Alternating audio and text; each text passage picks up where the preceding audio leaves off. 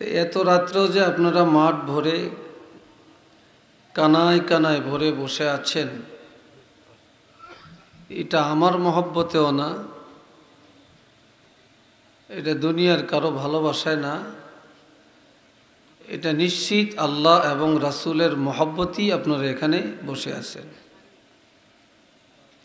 এই বসার সুযোগ যে আল্লাহ দিলেন, এই জন্য আমরা সবাই বলবো আলহামদুলিল্লাহ।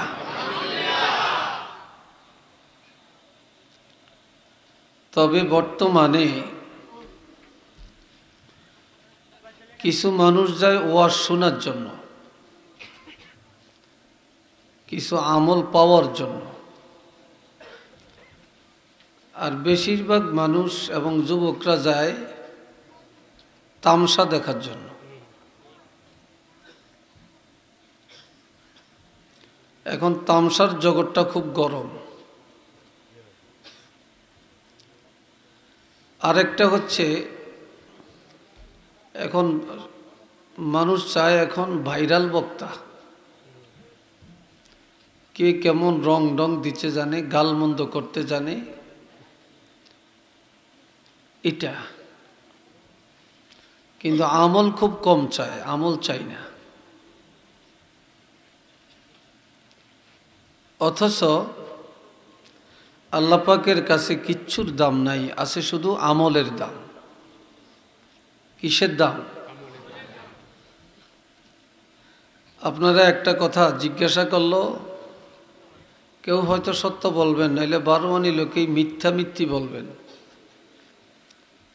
যদি জিজ্ঞেস করি কারা কারা ফজরের নামাজটা পড়বেন, একটু হাত তুললে দেখান। রাহেন, আমি কই নাই, যদি বলছি, যদি জিজ্ঞাসা করি, বলি নেই যে হাত তোলেন, কিন্তু আপনারা সবাই হাত তুলে দেখাবেন, একজনও বাদ থাকতেন না। কিন্তু তালাশ করলে দেখা যাইব এই জায়গায় যা আছেন 14 আনি ফজর নামাজ পড়তেন না। 14 আনা বলছি, 2 আনা রাখছি, পড়বেন। সারা জিন্দিগির ওয়াজ যদি এক পাল্লায় দেয়,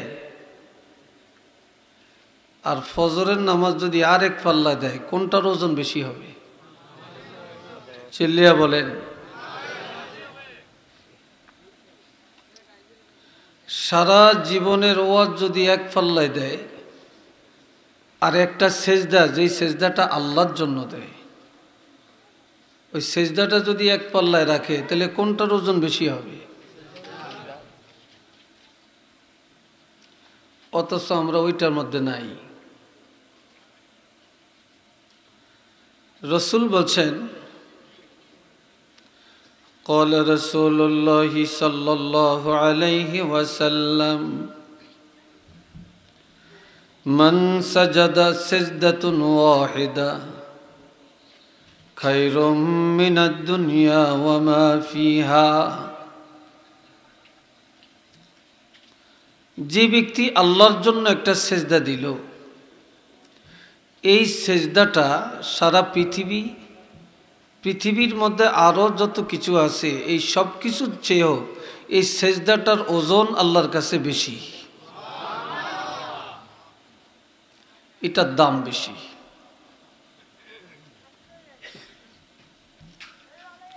অথচ সেজদার মধ্যে গেলে তো আমাদের মধ্যে জজবা উঠা যায়, কতক্ষণ শেষ করিয়াম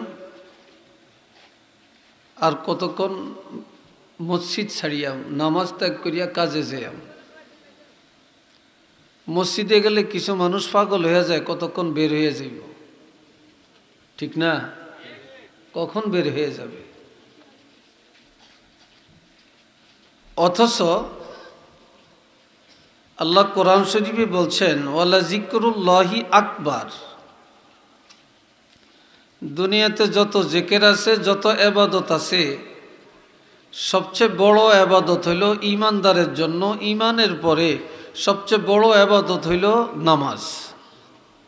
জোরে বলেন কি? আরো আস্তে কন, আরো আস্তে কন। সালাক তো আপনারা না, আপনারা আমগরে সালাকি শিখাইছেন। আস্তে কইলে জোরে দেন, জোরে কইলে আস্তে দেন, ঠিক না?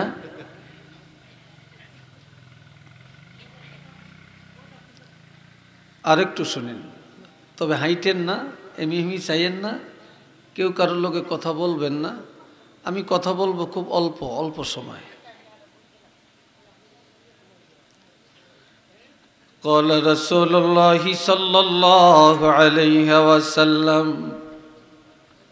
صلوا خمسكم وصوموا شهركم وادوا زكاة أموالكم وأطيعوا ذا أمركم تدخلوا جنة ربكم। সবাই একবার বলেন আলহামদুলিল্লাহ। ওইসান হেমিসের ওই তারা খের আনে হেমিসের চোখ করে আমার দিকে চাইতো না, খেরের দিকে চাইব। খের বুঝে চিনিনি? খের ওই যে সিটাইতে আছে খের, হেমিসের। আরে যুবক, কোন তালে আস? একটু দুই একটা আমলের কথা শুনেন। ওয়াজে উঠলে তো এখন আমরা বেকেই 12 তালের কথা কই। 12 তালের কথার কোনো দাম নাই। আমলের কথা 10 মিনিট শুনেন, এটার দাম আছে। কি কথা ঠিক কিনা? এটার দাম আছে। 60টা আমল, বেশি না। কয়টা? আরো জোরে কোন কয়টা? 4টা। আমার নবীজি ইরশাদ ফরমান, সাল্লাল্লাহু খামসাকুম, উম্মতেরা 5 ওয়াক্ত নামাজ নিয়মিত আদায় করো। ওয়াসুমু শাহরাকুম, বছরে 1 মাস রমজান মাসে রোজাগুলি সঠিকভাবে পালন করো। ওয়াদ্দু যাকাতা আমওয়ালিকুম, যদি তোমরা ধনী হয়ে থাকো বছরে 1 বার যাকাত আদায় করো। ওয়া আতিউ যা আমরিকুম, রাষ্ট্রের মধ্যে যদি ইসলামী রাষ্ট্র হয় রাষ্ট্রপ্রধানের কথাগুলি মেনে চলো। যেই দেশে ইসলামী রাষ্ট্র নাই, পীর আউলিয়া ওলামায়ে কেরাম বুজুর্গানে দ্বীন মসজিদের খতিব সাহেবেরা যেইভাবে তোমাদেরকে নসিহত করবে, এই নসিহতগুলি শুনিয়া তোমরা আমল করো। আমি রাসূলুল্লাহ ঘোষণা দিলাম, পৃথিবীর কেউ আর বাধা দিয়া রাখতে পারবে না। তাদখুলু জান্নাতা রাব্বিকুম, তোমরা দৌড়াইয়া দৌড়াইয়া তোমাদের প্রভুর জান্নাতের মধ্যে চলে যেতে পারবে।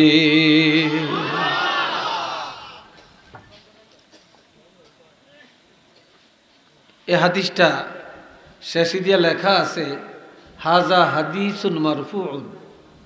হাদিসটা মারফু, আর মারফু হাদিস মানে সহি হাদিস। কথা বুঝছেন? এটা সহি হাদিস। আল্লাহ। এবার আরেকটা হাদিস শুনেন। قال رسول الله صلى الله عليه وسلم خمس صلوات افترضهن الله تعالى من أحسن وضوءهن وصلاهن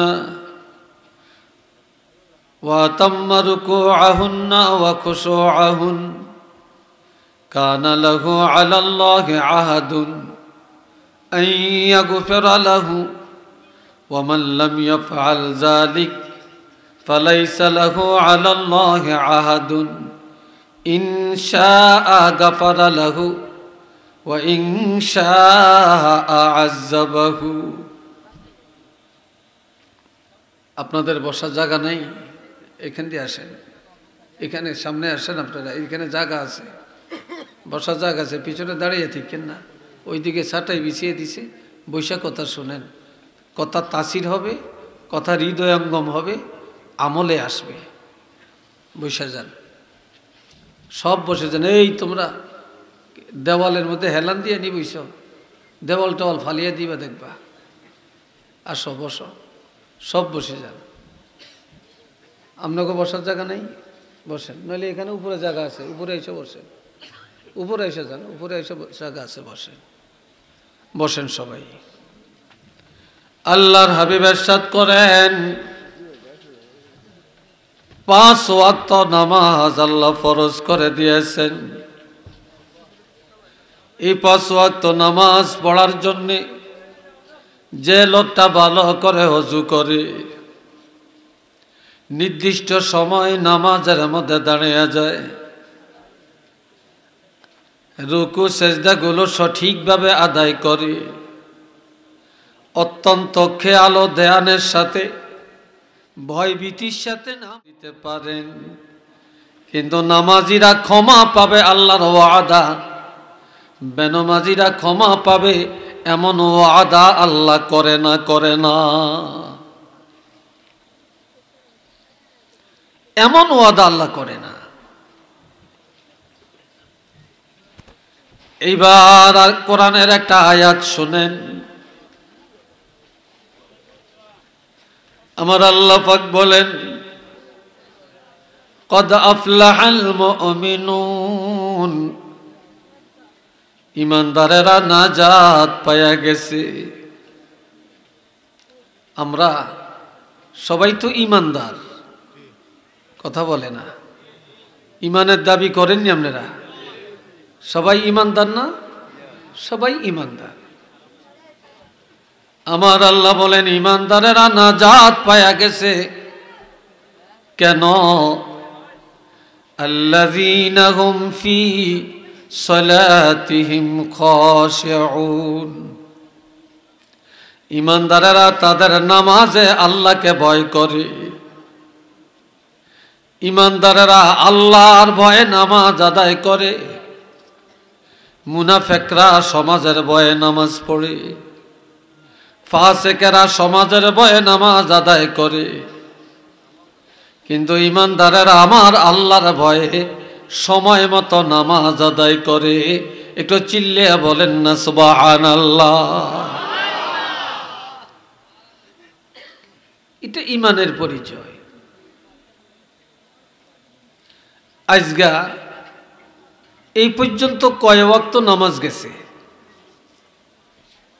5 ওয়াক্ত গেছে না? কি বলেন, গেছে না? এখানে সাব কাবলার নাতি আসবেন, ওয়াজে যাওয়া লাগবে। চাঁদপুরের হুজুর আসবেন, ওয়াজ মাহফিলে যাওয়া লাগবে। সাতকের ফিসাব আসবেন, ওয়াজ মাহফিলে যাওয়া লাগবে।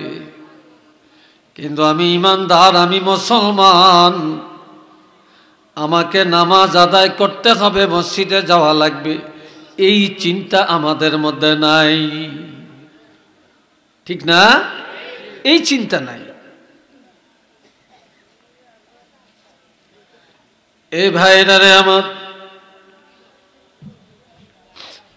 আমার আল্লাহ বলেন ঈমানদারেরা জান্নাতি হয়ে গেছেন, জামিন পায়া গেছেন, মুক্তি পায়া গেছেন, সারিয়া গেছেন। কেন?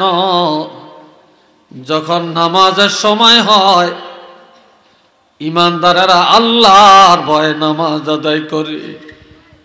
যখন নামাজের মধ্যে ঢুকে যায় তখন আর কারো চিন্তা করে না, বাড়ি ঘরের চিন্তা করে না, বিদেশের চিন্তা করে না, ছেলে মেয়ের চিন্তা করে না।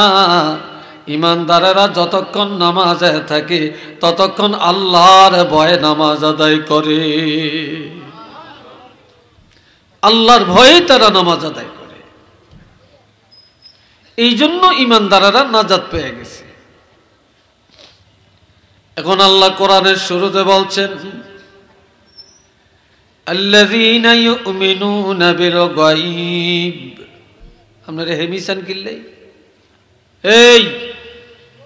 এই দিকে কিতা কারে কই খবর নেই, ড্যাম কেয়ার ছেলে দন্দল্লা সেতে হেমির দিকে ওয়াজ শুনতে আইছে।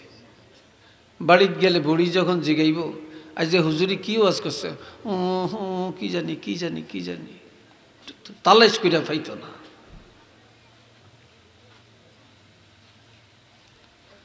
আমি সিলেট কোনো নতুন না, এই সিলেটের মানুষের সামনে কথা কইতে ওনার ভয় পাই না। এক সময় ডরাইছি, এখন আর ডর নেই। এখন সিলেটের মানুষের লগে যেন রক্তের সম্পর্ক মতো হয়ে গেছে, ভয় কিসের আবার।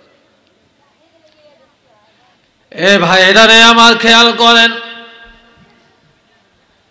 আমার আল্লাহ বলেন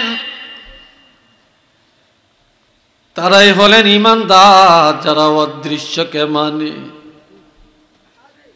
তারাই হলো ঈমানদার যারা নামাজ কায়েম করে, তারাই হলো ঈমানদার যারা আমি আল্লাহর দেওয়া সম্পদ দিয়া মসজিদ মাদ্রাসা মক্তব এগুলা প্রতিষ্ঠা করে, আর যাকাত দেওয়ান্না গরিবের কাছে যায় যাকাত আদায় করে। আমার আল্লাহ বলেন তারাই হলেন ঈমানদার। এখন আপনি আল্লাহকে বিশ্বাস করলেন, তারপরে অদৃশ্যকে বিশ্বাস করলেন, আখিরাত বিশ্বাস করলেন, কোরআন বিশ্বাস করলেন, কিন্তু নামাজ পড়েন না, নামাজ কায়েম করতে হবে এই বিশ্বাস রাখেন না। আমরা কি ঈমানদার? জোরে বলেন, আমরা কি ঈমানদার? না। এইবার শোনেন একটা যুবকের কথা।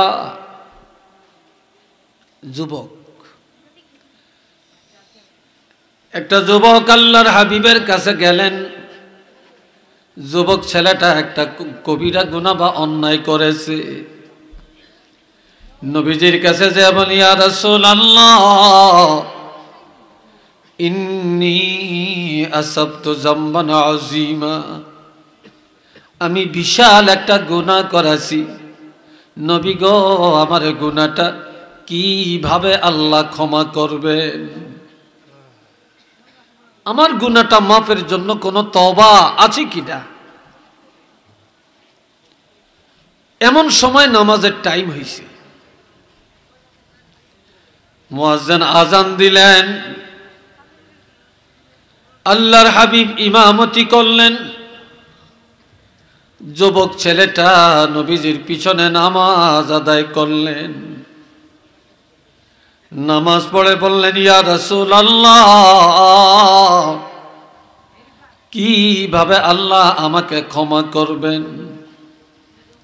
নবী বলেন, আরে যুবক, আমার সাথে নামাজ পড়ছো কিনা? কয় হ্যাঁ পড়েছি। নবী ফতুয়া দিলেন, যুবক, এই নামাজ এমন নামাজ, যদি আমার সাথে নামাজ আদায় করে থাকো, আমি রাসূল ঘোষণা দিলাম তুমি যত বড় গুনাহগার হও না কেন, এই নামাজের কারণে আল্লাহ তোমাকে ক্ষমা করে দিয়েছেন।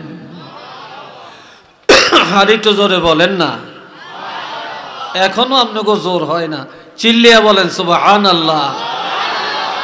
আরেকবার বলেন আল্লাহু আকবার, আরো জোরে কন আলহামদুলিল্লাহ।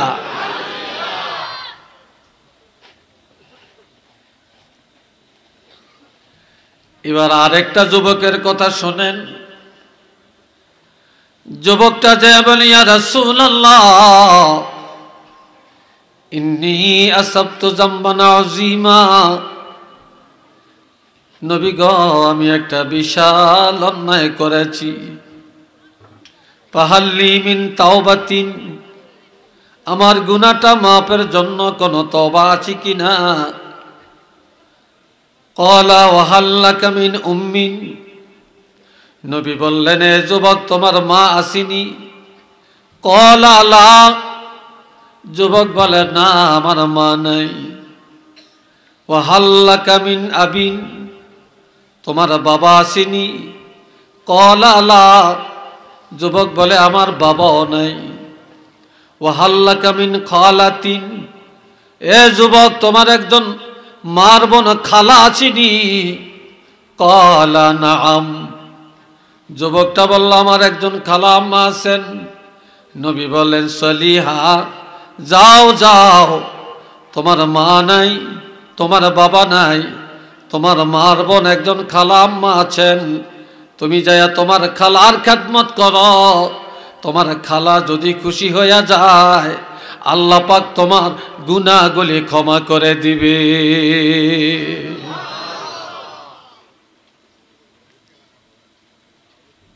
এই জায়গা দিয়ে এত হাঁটাহাঁটি কেন আমি বুঝতেছি না। কিটা হয়েছে আপনাদের? কি ফ্যাট খারাপ হয়েছে? ফ্যাট খারাপ হয়েছে? ওয়াশরুমে যাও নিলে বেহুশ হয়ে গেছেন?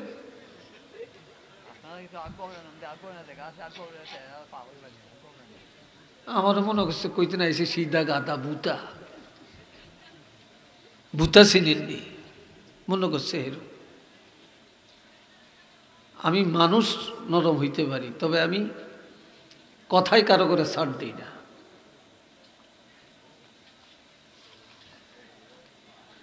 এ ভাইয়েরা রে আমার, আরেকটা যুবক শোনো। যুবকটা যেমন ইয়া রাসূলুল্লাহ ইন্নী আসাবতু যামবান আযীমা, আমি একটা মারাত্মক গুনাহ করেছি। ফাহাল্লি মিন তাওবাতিন, আমার এই গুনাহটা মাফের জন্য কোনো তওবা আছেনি? ক্বালা হাল্লাকা মিন আবিন, তোমার বাবা আসেনি? যুবক বলে না। ওয়া হাল্লাকা মিন উম্মিন, তোমার মা আসেনি? ক্বালা লা, যুবক বলে না, মাও নাই। ওয়া হাল্লাকা মিন খালাতিন, তোমার খালা আম্মা আসেনি? ক্বালা লা, যুবক বলে আমার খালা আম্মাও নাই। ওয়া হাল্লাকা মিন আম্মিন, তোমার বাবার ভাই চাচা আসেনি? ক্বালা নাআম, নবী বললেন যাও সেলহু, এখনই যায়া তোমার চাচার সাথে সৎ আচরণ করো, চাচার খেদমত করো। তোমার মা নাই, বাবা নাই, খালা নাই, তোমার বাবার ভাই চাচা, চাচার সাথে সৎ আচরণ করো। চাচা খুশি হইয়া যদি দোয়া করে, আমি রাসূল বললাম আল্লাহ তোমার গুনাহ ক্ষমা করে দিবে।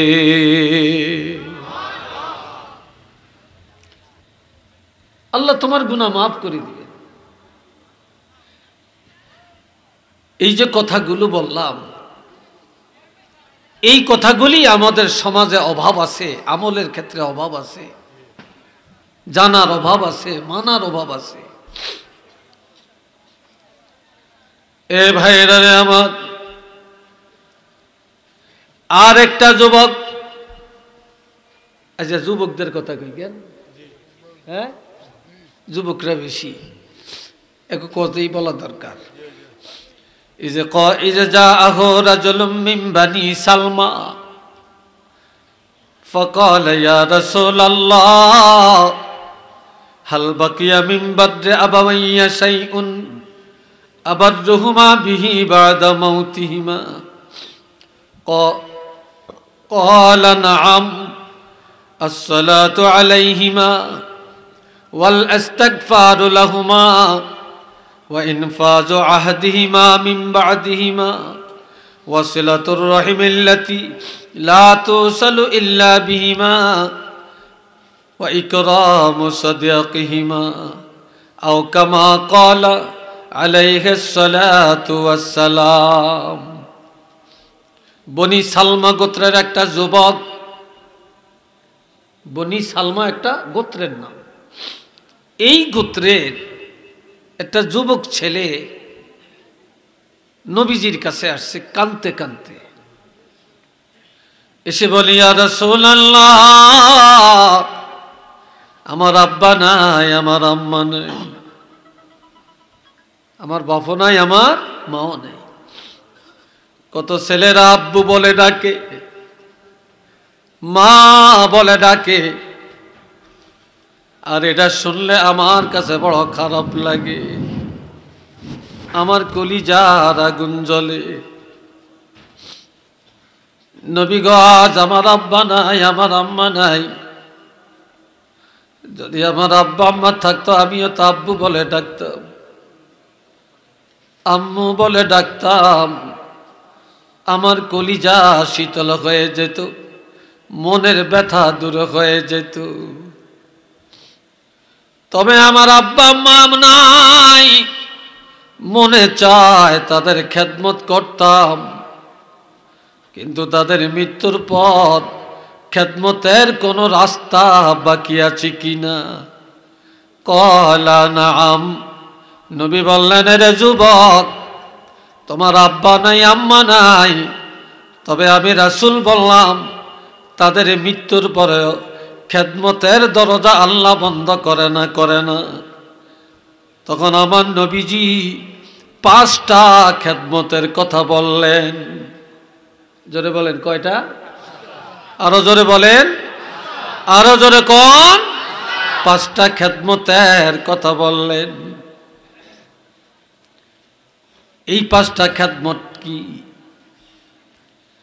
আল্লাহর হাবিব বলেন, আসসালাতু আলাইহিমা, পিতামাতার ইন্তেকালের পর বেশি বেশি করে তাদের জন্য দোয়া করা, তাদের নাজাতের জন্য দোয়া করা। সবাই আমার সাথে পড়েন, রব্বির হামহুমা কামা রব্বায়ানি সগীরা। যত দোয়া করবেন পিতামাতার জন্য দোয়া হবে না, এই দোয়া আল্লাহ কবুল করবে না। নবীর উপর দুরূদ পড়বেন না, এই মুনাজাত আল্লাহ কবুল করবে না। মা বাপের জন্য যখন দোয়া করা হবে তখন এই মুনাজাত আল্লাহর দরবারে কবুল হয়ে যাবে। একটু চিল্লিয়া বলেন না সুবহানাল্লাহ। যুবকরা আর একটু জোরে কও মাশাআল্লাহ। এটা 1 নম্বরের খেদমত। 2 নম্বরের খেদমত, ওয়াল ইস্তিগফারু লাহুমা, মা বাবার ইন্তেকালের পর বেশি বেশি করে আল্লাহর দরবারে তাদের গুনাহগুলি ক্ষমা চাওয়া। কেন চাইবা? বাবাই বাড়িটা করতে যায় কত অন্যায় করেছেন, টাকা কামাই করার জন্য কত গুনাহ করছেন। তোমার মা তোমারে বড় করতে যায়, লালন পালন করতে যায় কত গুনাহ কামাই করেছেন, কত নামাজ ত্যাগ করেছেন, কত মিথ্যা বলেছেন। আজকে সেই গুনার বোঝাগুলো নিয়ে তারা কবরে চলে গেছে। আজ আল্লাহর দরবারে তাদের গুনাহ ক্ষমা চাও, আল্লাহ যেন তাদেরকে মাফ করে দেন। যারা পিতা মাতার ইন্তেকালের পর আল্লাহর দরবারে তাদের জন্য ক্ষমার প্রার্থনা করবে, আমার আল্লাহ ওই সন্তানের আমলের মধ্যে পিতা মাতার খেদমতের সওয়াব দান করিয়া দিবে। 3 নম্বরে, ওয়া ইনফাযু আহদিহিমা মিন বা'দিহিমা, পিতা মাতার ইন্তেকালের পর তারা যদি ঋণগ্রস্ত হয়ে যায়, তাদের ঋণ আদায় করে দেওয়া। যদি ওয়াদা করে যায় তাদের ওয়াদা পূর্ণ করে দেওয়া। কোনো ওসিয়ত করে গেলে ওসিয়ত পুরা করা। 4 নম্বরে, ওয়াসিলাতুর রহিমিল্লাতি লা তুসালু ইল্লা বিহিমা, পিতা মাতা যেই আত্মীয় স্বজন দুনিয়াতে রেখে যায়, যেমন ভাই বোন, খালা মামা, চাচা, ফুফা ফুফি, এরা হলো তাদের রেখে যাওয়া আত্মীয়। পিতা মাতার ইন্তেকালের পর তাদের রেখে যাওয়া আত্মীয় স্বজনের সাথে যারা সৎ আচরণ করে, ফুফার সাথে, ফুফির সাথে, ফুফাতো ভাই বোনের সাথে, খালা খালুর সাথে, ভাই বোনের সাথে, চাচা চাচির সাথে যারা সুসম্পর্ক রাখে, তাদের আমলের মধ্যে পিতা মাতার খেদমতের সওয়াব আমার আল্লাহ দান করে দিবে। একটু উচ্চ আওয়াজে বলেন না মারহাবা। আরেকবার বলেন আলহামদুলিল্লাহ।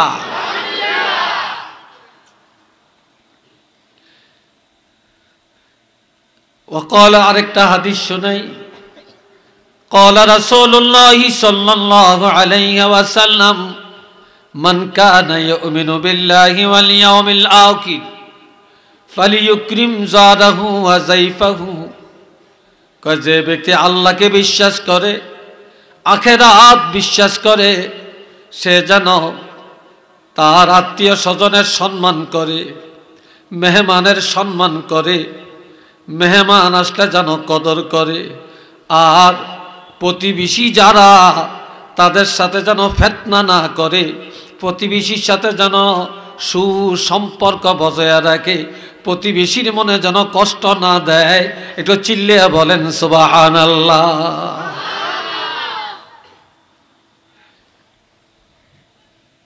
তবে বর্তমানে কিছু কিছু মহিলারা মেহমান ভাগ করে, পুরুষেরা না করলেও মহিলারা মেহমান ভাগ করে।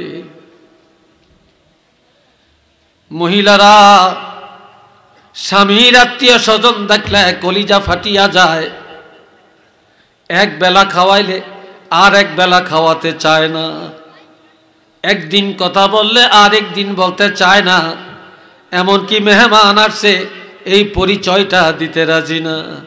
কিন্তু মহিলার মেহমান যদি আসে, মহিলার বাপের বাড়ির থেকে যদি মেহমান আসে, মহিলার মা বাপ ভাই বোন যদি আসে, তখন মহিলা একদিনের জায়গায় 10 দিন বালা বালা পাক করিয়া খাওয়াইতে চায়, কলিজাটা কাটিয়াও খাওয়াইয়া দিতে চায়।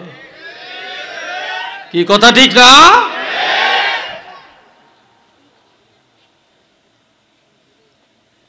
মহিলাদের মধ্যে হিংসাটা বেশি। তারা স্বামীর দিকের মেহমান দেখতে পারে না, কিন্তু মহিলার দিকের মেহমান দেখলে কোনো দিন তারা উপহাস করে না। ঠিক না? এটি মহিলা না, এটি দোজকের খুঁটি খুঁটা। একটু নাউজুবিল্লাহ কোন। এরকম অধিকাংশ বাড়িতেই জাতীয় মহিলা ভরে গেছে। কথা ঠিক নি? মহিলা ভরে গেছে। এরপরে 5 নম্বরের খেদমত, ওয়া ইকরামু সাদিকিহিমা, পিতামাতার রেখে যাওয়া বন্ধু বান্ধব, বাবার বয়সের একজন মুরব্বীকে সম্মান করা, মার বয়সের মুরব্বীকে সম্মান করা, বাবা যাদের সাথে চলাফেরা করছেন তাদেরকে ইজ্জত করা, মার যাদের সাথে চলমিল রেখেছেন তাদেরকে সম্মান করা। আজকে আব্বা নাই আম্মা নাই, তাদের বয়সের মুরব্বী আছে আর তাদের বন্ধু বান্ধব আছে, যদি তাদেরকে সম্মান করা হয় পিতামাতার খেদমতের সওয়াব পাওয়া যাবে। উচ্চ আওয়াজে বলেন না সুবহানাল্লাহ। আরেকবার কোন।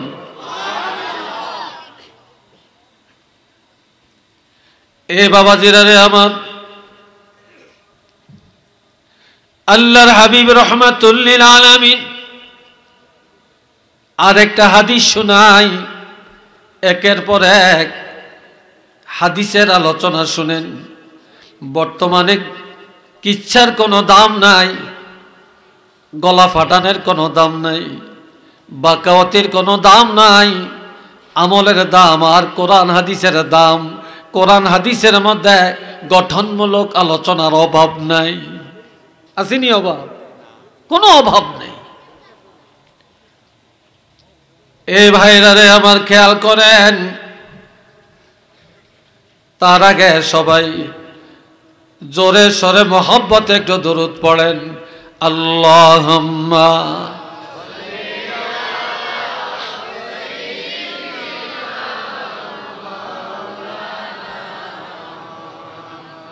একটু পানি দিয়ে নাও। সাইয়্যিদনা মাওলানা, জোরে জোরে আল্লাহুম্মা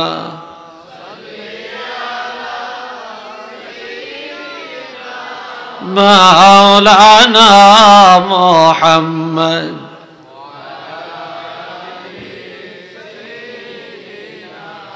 মাওলানা মুহাম্মদ। সবাই বলেন আলহামদুলিল্লাহ।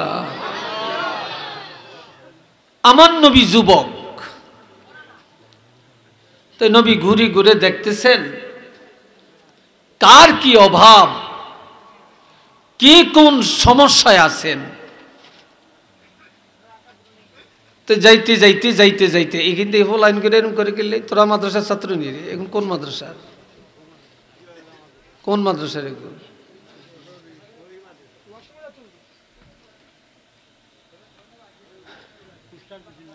উঠেন না। আমার কথা বুঝতে কি সমস্যা হয় আপনাদের, কষ্ট হয় যুবকদের, বিরক্ত ভাবছেন আপনারা? শুনেন, নবীজি দেখতেছেন একটা ইহুদি মহিলা। এই ইহুদি মহিলা যখন শুনছে নবী আল্লাহর হাবিব তিনি রাসূল দাবি করেন, এক আল্লাহর দাওয়াত দেন, নামাজের দাওয়াত দেন, ইসলামের দাওয়াত দেন, তখন এই মেয়ে লোকটা বলে এই দেশে আর আমি থাকবো না, যেই দেশে আব্দুল্লাহর ছেলে মোহাম্মদ নবী দাবি করে, এক আল্লাহর কথা বলে, বাপদাদার ধর্ম বাদ দিয়া নতুন ধর্ম প্রচার করে, এই দেশে আর আমি থাকবো না। একটু নাউজুবিল্লাহ কর না, আর একটু জোরে কর না। এই দেশে আর থাকতাম না। তো বড় একটা গাড়ি লইয়া মাল সামানা নিয়ে ঘরের দরজায় দাঁড়িয়ে রয়েছে, দেশ ত্যাগ করবে। এটা সহিহ বুখারী শরীফের ঘটনা। এমন সময় মহিলা কাল নবীর নাম ধরে ধরে গালি দেয়, খালি গালমন্দ করতেছে। ইন দি মেইন টাইম নবী সেখানে উপস্থিত। নবী মেয়ে লোকটাকে ডাক দিয়া বলে, মা, ও মা, কি কারণে মুহাম্মদের এত গালমন্দ করেন? গালি দিতাম না, কি দিব, যে বাপদাদার ধর্মের চুনকালি লাগাইয়া নতুন ধর্ম প্রচার করতেছে, এক আল্লাহর কথা বলতেছে, মুহাম্মদ আব্দুল্লাহ ছেলে, হেতে বেলে আবার রাসূল হইছে, এই কথা কি মাইন্না নেওয়া যায়? এই দেশ আর মুখ দেখাইতাম না, আমি এই দেশ ছাড়িয়ে ফলে চলে যাই। বাজিয়া নাউজুবিল্লাহ কইেন, আর একটু আসতে কর। তো নবী কয়, মা, এই বোঝাটা লামাইছেন কিনলে, কে বোঝা টোঝা সব লিয়ে চলে যাবে। তাই বোঝা নেন না কেন? মুহাম্মদ যদি রাসূল হয়, আর হেতে মুহাম্মদ যদি রাসূল হয় আর মুহাম্মদ যদি প্রেসিডেন্ট হয়, হেতার তো দায়িত্ব আমার বোঝাটা আগিয়ে দেওয়া। হেতে কোথায় এখন আমার বোঝাটা দিয়ে আসে না। নবী বলেন, মা, এটা ঠিকই বলেছেন গো মা, তবে আমি একটা যুবক, আমার মাথায় আপনারা বোঝাটা তুলে দেন। বুড়িকে আমি পারতাম না, পারলে তুমি লও। নবী নিজে টান দিয়া বোঝাটা মাথায় উঠিয়ে ফেলছে। বুড়িকে, বাপ রে বাপ, এত ভারী বোঝা এই যুবক মাথায় উঠিয়ে ফেললো একা। নবীর শক্তি হলো নবুয়তের শক্তি, ঠিক না? এটা কি চারটিখানি কথা নাকি? তো বোঝা মাথায় নিয়ে দাঁড়িয়ে রইছে। বুড়ি দমক দিয়া কয়, হাঁটো। আমার নবী কেঁদে কেঁদে বলে, মা, ও মা, আমি আপনারে মা বানাইছি, আমি আর শিশুকালে মা হারাইলাম, বাবার চেহারা দেখি নাই, তবে আমি আপনারে মা বলে সম্বোধন করলাম। আপনি আমার আগে আগে যান, আমি আপনার সন্তানের মতো পিছে পিছে যাব। বুড়ি কয়, তুমি বোঝা নিয়ে পারবা? কয়, পারবো। কয়, পারবো। কয়, তুমি তো রাস্তা চিন্তা না, কামনে সামনে থেকে ডাইন বাও বলে দিয়েন, আমি ওই অনুপাতে হাঁটবো। তো মহিলা ইহুদি আগে যায়, নবী পিছনে, বোঝা মাথায়, বোঝা মাথায়।